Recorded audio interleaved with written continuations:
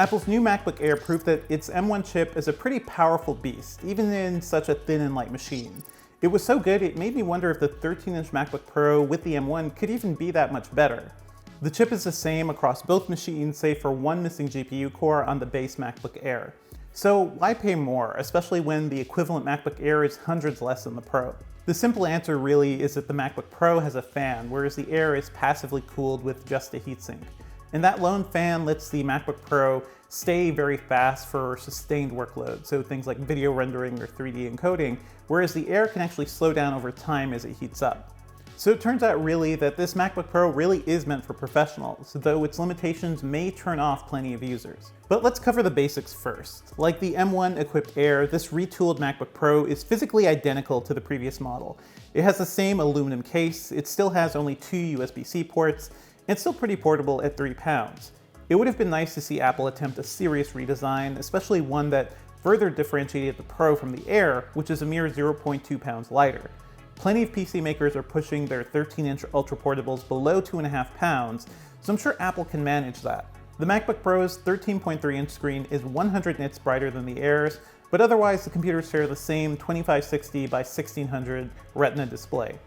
The Pro also has Apple's Touch Bar, which provides touchscreen shortcuts to basic system functions and apps. I've never been a huge fan of it, but at least Apple has refined it to make room for a physical escape key and power and Touch ID button. Personally, the fact that the Air doesn't have a touch bar makes me prefer it even more. Beyond that, the MacBook Pro packs in the refined keyboard Apple unveiled earlier last year, which offers a much more comfortable typing experience and is far more reliable than the flat butterfly keyboard models. Now let's focus on what makes this MacBook Pro so special, Apple's new M1 SoC. That chip packs a punch with 8 CPU cores and up to 8 GPU cores. It's built on a 5nm process, which is even more intricate than AMD's 7nm chips. Intel, meanwhile, doesn't expect to have any 7nm hardware until 2020. By betting on a 5nm ARM-based design, Apple has managed to craft something that's both powerful and energy efficient. The only downside is that it's a completely different architecture than the x86 Intel chips Apple previously relied on. So older apps have to run through the Rosetta 2 emulator to function.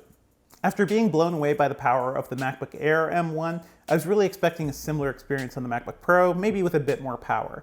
And that's pretty much what I saw with our review model, which was equipped with 16GB of RAM and a 1TB SSD alongside the M1 chip.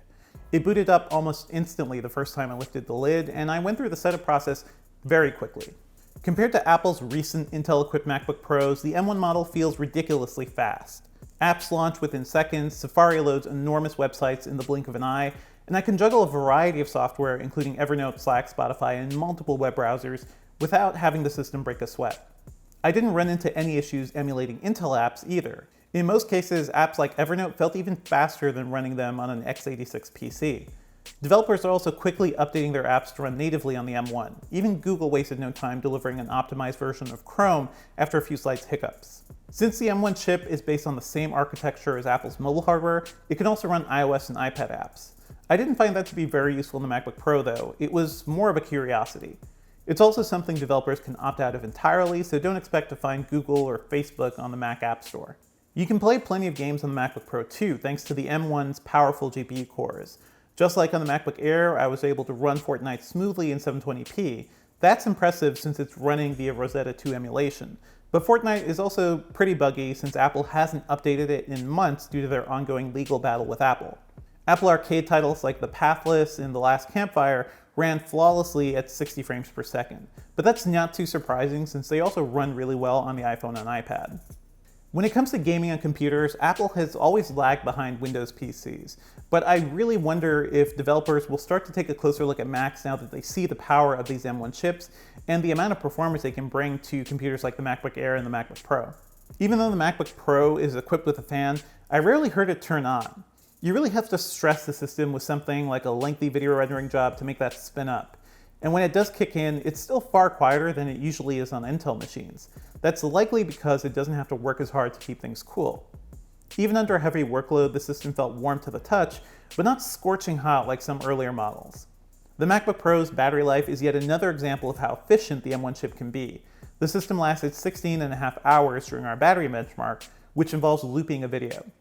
At the end of a typical workday, it usually has around 7 hours of use left. As impressive as this MacBook Pro is, I'll admit it doesn't feel that much different than the MacBook Air during my typical daily workflow. Even the Geekbench scores between the systems are practically identical. That's a testament to how powerful the M1 chip is, and the fact that Apple was just able to cram in so much power in something that could still run on a thin and light machine like the Air with no fan. But once you start looking at the M1 chip through the eyes of more professional users, its flaws become a lot more glaring. The biggest issue with this system is that it's limited to 16 gigabytes of RAM, which means it's not ideal for working with large files or serious media work. The M1 chip also only supports one external display, so anyone sporting dual monitors on their desk is out of luck. There is a workaround for more external displays using DisplayPort adapters and the DisplayLink software, but that's not officially supported by Apple. There's also no support for external GPUs, something that's admittedly a bit niche, but a huge downside for anyone using those devices to beef up their graphics performance at home or at work. All these concerns are why Apple is still offering Intel-powered MacBook Pros, which still support up to 32 gigabytes of RAM, multiple displays, and eGPUs.